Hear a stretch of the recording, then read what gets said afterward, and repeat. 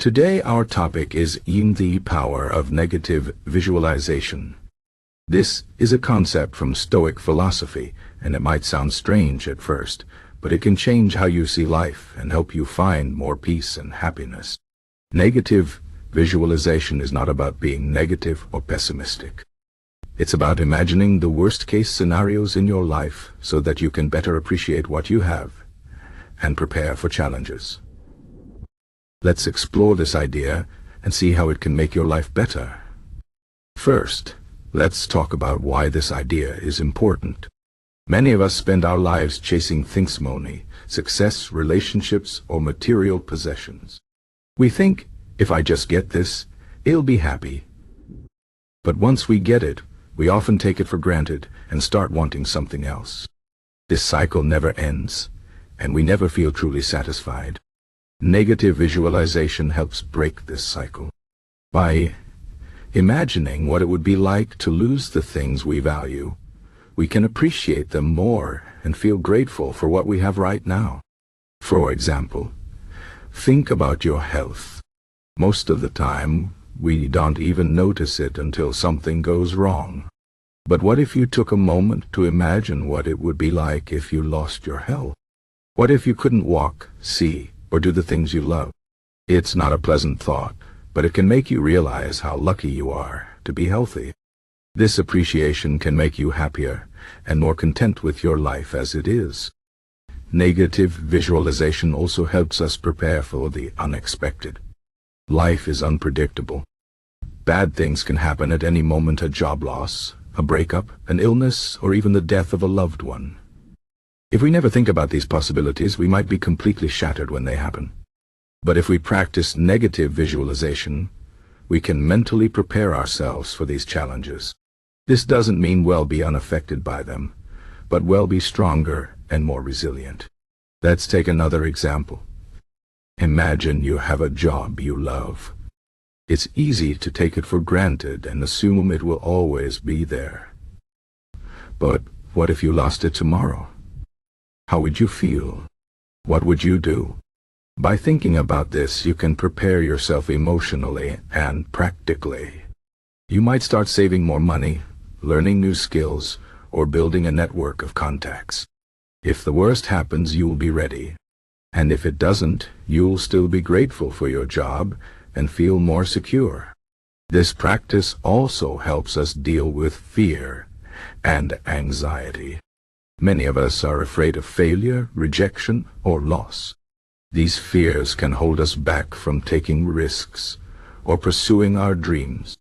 But when we face these fears in our minds through negative visualization, they lose their power over us. We realize that even if the worst happens, we can handle it. This gives us the courage to take action and live more fully. For instance, let's say you're afraid of public speaking. You might avoid it at all costs, even if it could help your career or personal growth. But if you take a moment to imagine the worst-case scenario, maybe you forget your words, or people laugh at you, you'll see that it's not the end of the world. You'll survive, and you might even learn something from the experience. This realization can give you the confidence to step up and speak.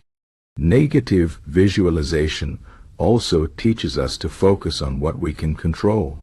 The Stoics believe that some things are within our control, like our thoughts, actions, and attitudes, while others are not, like the weather, other people's opinions, or global events. By imagining the worst, we realize that many of the things we worry about are outside our control. Instead of wasting energy on them, we can focus on what we can do to improve our situation or accept it with grace. For example, imagine you're worried about a big storm coming. You can't stop the storm, but you can prepare for it, stock up on food, secure your home, and make a plan. Once you've done what you can, there's no point in worrying. The same principle applies to other areas of life.